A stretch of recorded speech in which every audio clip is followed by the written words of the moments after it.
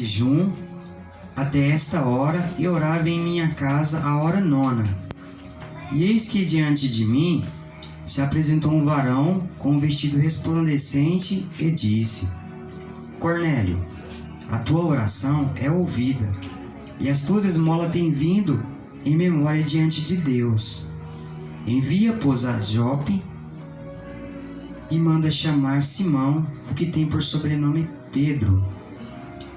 Este repousa em casa de Simão, o curtidor, junto do mar, o qual vindo te falará. Glória a Deus até aí, amados. Essa palavra ela é muito forte. Ela é uma palavra da qual a gente começa a meditar nela, a gente começa a entender como que era o antes, né? Eu fico refletindo como que era o antes para como que se encontra hoje, né? Na graça que nós estamos, para a honra e glória de Deus. Então Cornélio, o centurião, eu procurei meditar nessa palavra centurião, eu pude perceber que centurião é uma palavra da qual denomina-se uma pessoa que tem soldados, que comandante de alguns soldados, né?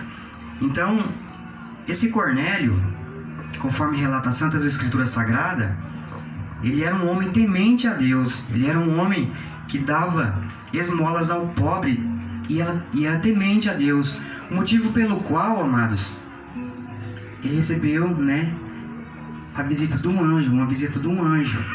E esse anjo apareceu para ele e disse exatamente isso, que as orações dele têm chegado à memória do Senhor, né? E que era para ele enviar um dos soldados, né? 3, na verdade, até aonde se encontrava Pedro. Glória a Deus. Louvado seja Deus. Para poder buscá-lo, para anunciar as boas para ele, né? Olha só, agora eu fico imaginando, né? Como que o anjo aparece ali para Cornélio. Se a gente for começar a analisar mais para frente, a gente vai ver que Cornélio não era biologicamente da descendência de Abraão. Ele não fazia parte dos povos circuncisos, dos povos das quais era tido como povos de Deus, povos das quais era menina dos olhos de Deus, né? E a gente sabe que naquela época, antes da vinda de nosso Senhor Jesus Cristo, era uma época da qual o nosso Senhor Deus entregava para esses gentios as terras, né, que manava leite e mel, conforme a gente pode observar um exemplo da tomada das terras de Jericó, né? E aqueles gentios eram mortos ao fio da espada, e ele era tomado aquelas terras e os seus despojos, né? E era entregue ao povo de Israel, que era o povo circunciso, o povo de Deus.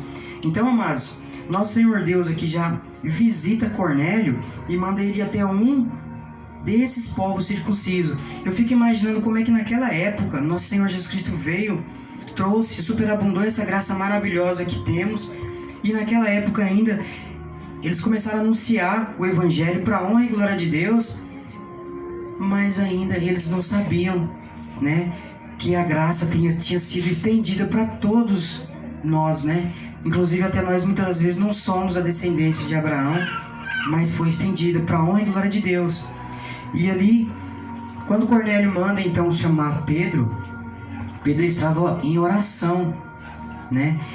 E quando ele estava em oração, ele tem uma visão, né? Ele sente fome na medida que ele está ali orando ali, e na hora que ele desperta devido a sentir fome, na sua hora de se alimentar, ele tem uma visão. E nessa visão, ele vê como se fosse do céu um lençol, né, atado às 4 pontas, com várias espécies de animais, de quádrupes, né, répteis, animais da quais os povos de Deus, os circuncisos, não podiam se alimentar daqueles animais, que era tido como alimento impuro para eles.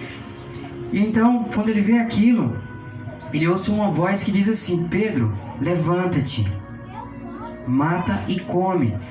Então Pedro ouvindo aquilo, fala: eu nunca coloquei coisa alguma impura na minha boca, né? E a voz se repete novamente. Como pode chamar de impuro o que eu santifiquei, né, amados irmãos? E o mais interessante é que quando Pedro tem essa visão, chega então esses três homens enviados por Cornélio para poder chamar a Pedro. E quando Pedro encontra eles e fala: olha,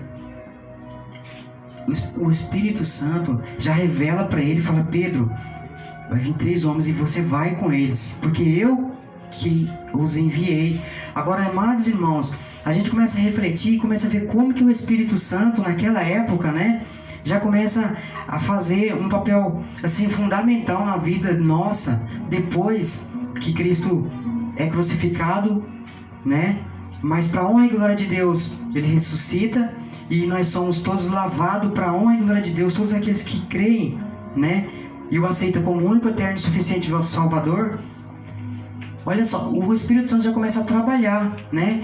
E a gente vê que Pedro é escolhido então para levar boas novas para Cornélio, né? E a gente lembra que Pedro foi um que fez o primeiro milagre pelo Espírito Santo ali na porta do templo Formosa, com aquele coxo que ficava ali pedindo esmolas, né? Então, louvado seja Deus. Olha como que o Espírito Santo de Deus já começa a superabundar, né? A se manifestar de uma forma tão sublime, tão divina, né?